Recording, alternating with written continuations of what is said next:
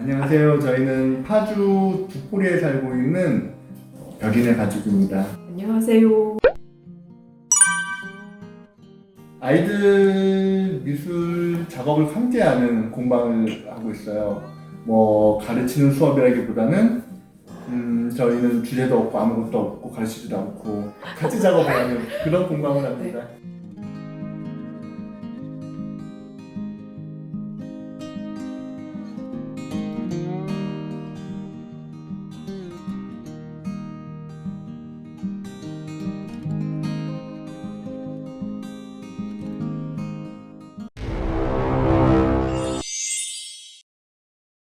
그러면 이 집에 대해서 한번 간략하게 소개를 좀 해주세요.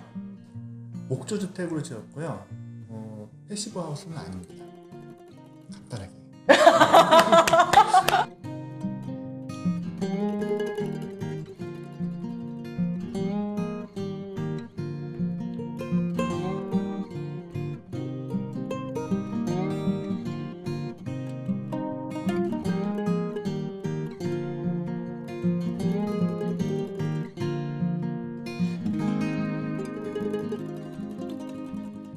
그러면 이 집의 공사 방법은 혹시 직접 하셨나요?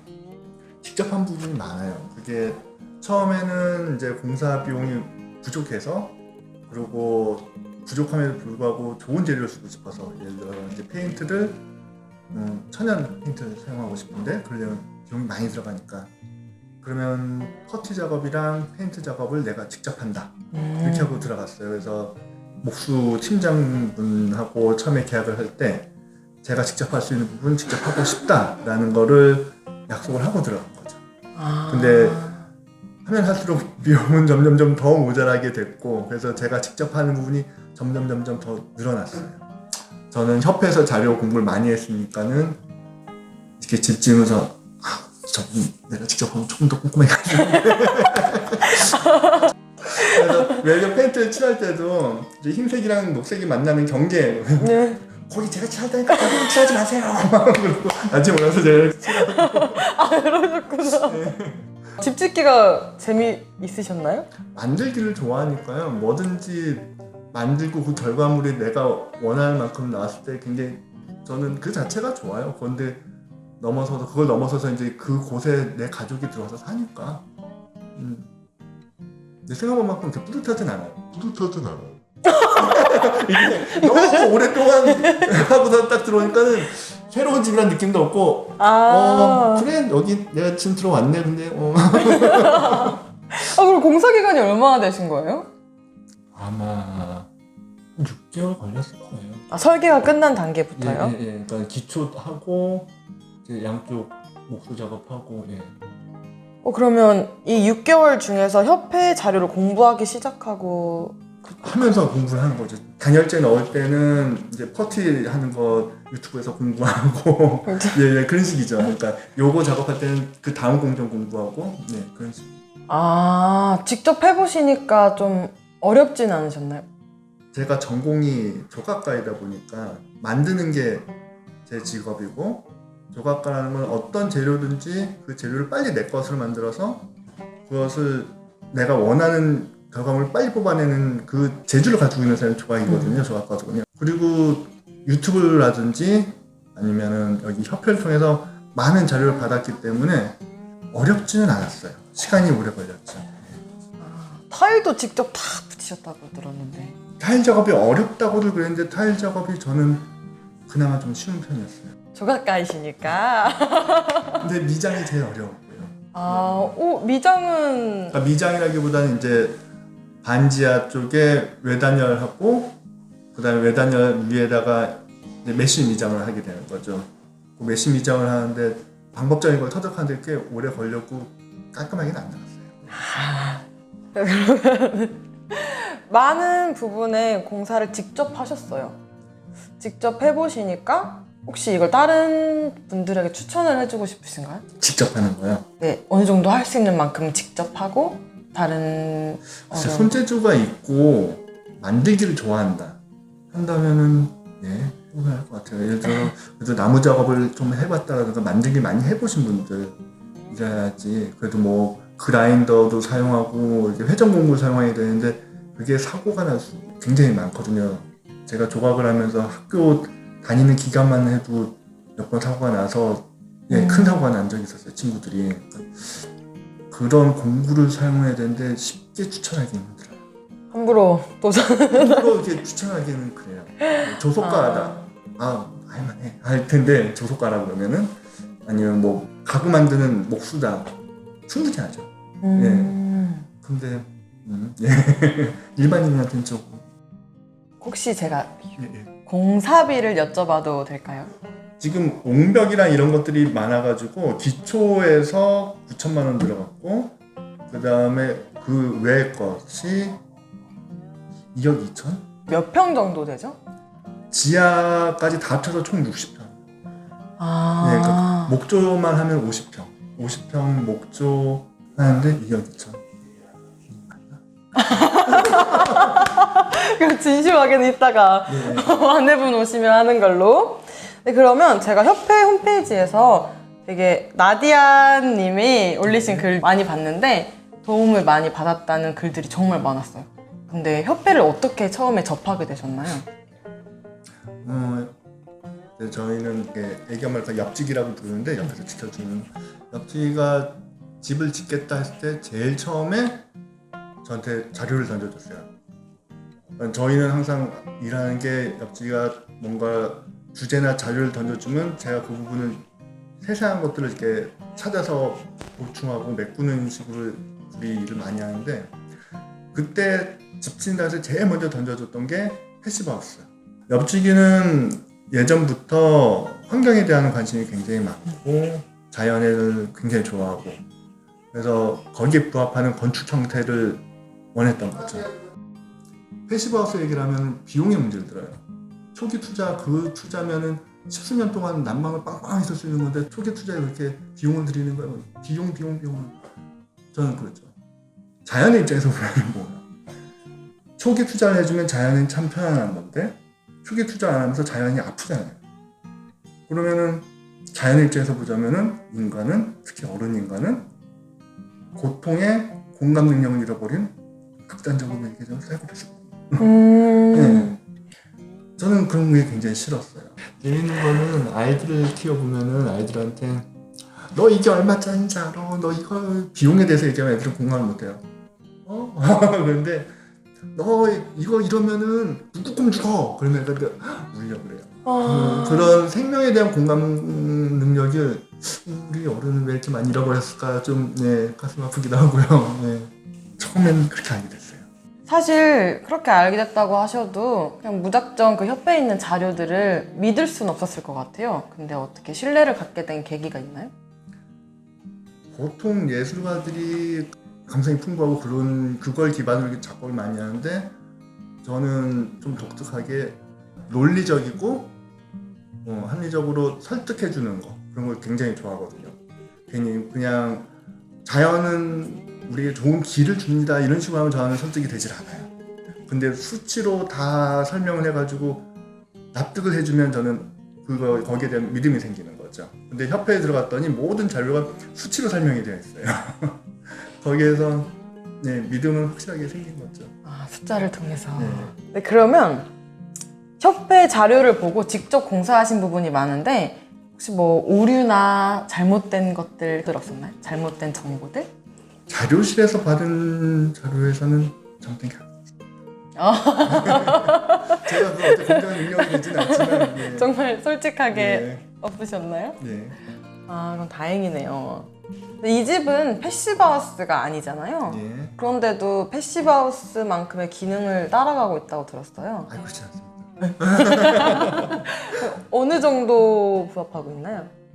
그러니까 공사 과정에서 단열을 패시브만큼 할 자신이 없기 때문에 몇 가지 트릭을 썼어요. 외기와 접합한 벽에는 콘센트나 스위치를 두지 않는다. 단열재 조금이라도 파능을 하지 않는다. 그래서 물론 한 부엌에 하고 스위치 있는 거 외에는 아예 없고요. 그 다음에 스터드 간격을 400 간격이 아니라 600 간격으로 둔다. 그리고 스터드 열교를 조금이라도 막는다. 외단열 한 번 더 쳤죠. 그래서 옆집과 저희 집을 동시에 지었는데 난방 비용 나온 거 보면 1.5배 정도 차이가 나요. 그래도 뭐 만족은 합니다. 그래도 지금 딱 들어와 보니까 엄청 쾌적해요. 새집 냄새도 하나도 없고. 예, 그거는 그 열애소 환기 장치의 힘이죠. 예, 살아보시니 쾌적함을. 정말 좋아요. 아, 정말 그렇습니까? 협회에서 자료를 보기 전에 이제 집 지을 때 새집 증후군이라든지 그런 것들이 있으니까 특히 아이들 키우고 해서 공기청정기를 많이 검색을 했어요. 그래서 처음에는 공기청정 방식에 대해서 여러 가지를 알게 되었는데 환기를 자주 시켜줘야 된대요. 산소가 들어가야 된대요. 환기를 자주 시키면은 계속 춥네? 여러 가지 있더라고요. 그래서 요즘 새로 나온 또 공기청정기는 자동차처럼 외부에서 외기로 공기가 들어서 그걸 필터링해서 공기를 공급해준다. 좋은데 여전히 춥네? 그리고 이제 협회를 봤죠. 그랬더니 뭐 비유하자면 수백 개의 빨대가 겹쳐져 있는데 찬 공기, 뜨거운 공기 하면서 안에 있는 공기를 회수해서 들어온다.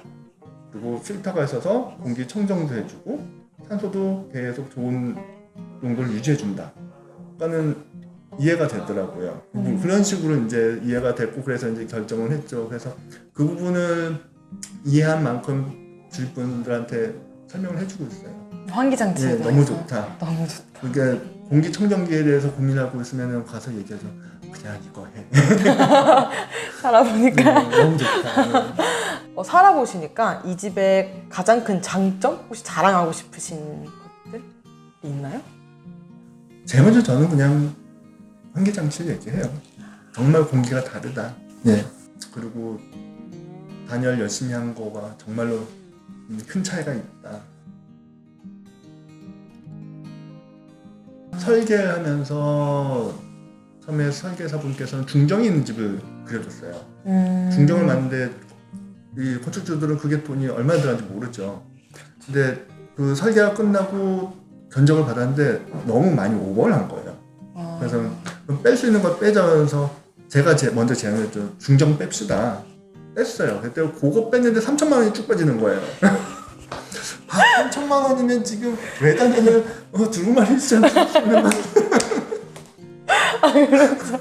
예, 두루마리 주처럼. 그러니까는 이건 이제 이것도 취향이죠. 건축주분께서 나는 중정이 있고 이렇게 예쁜 집이 있는 곳에서 더 만족감, 행복감을 느낄 수 있다 그러면은 그게 중요한 거지만 저희는 자연이 있는 산에서 집을 지었기 때문에 제 생각은 그래요. 나무가 보고 싶으면 밖으로 나가자. 언제든지 산에 나무가 많은데 중정까지 만들어서 그렇게 멋내고 하는 거는 그것보다는 삶에서 우리 건강에 더 좋은 것, 더 쾌적한 것을 선택하자 그런 거죠. 딱 집에 들어와서 돌아다니면 작품들밖에 안 보여요. 네, 이거는 우리 엄마, 그러니까 애기 엄마 옆집의 선택이었어요.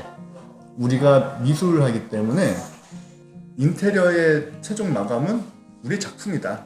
우리 작품을 잘 보이려면은 최대한 하얗고 가구에도 색깔이 많이 들어가지 않고 밝은 쪽으로. 그래서 저희 인테리어를 밝은 나무, 밝은 것 전부 다 밝게 했어요. 그래서 그림을 걸면은 그림이 잘 보일 수 있게. 예, 그거는 그냥 옆집의 아이디어.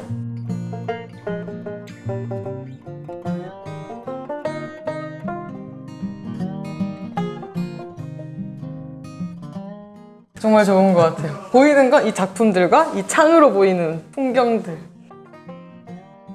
혹시 이렇게 좋은 점도 있는데 아쉬운 점도 있을 것 같아요.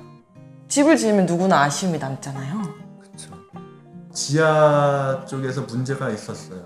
지하가 지금 아예 사용을 안 하시는 안 하고 거죠? 있죠. 이제 창고처럼 일단 해놓고 저기를 정말로 내 작업실로 사용할 것인가. 근데 이 지상, 그러니까는 협회 자료에서 분명히 그렇게 있었어요. 지하는 절대로 하지 마라.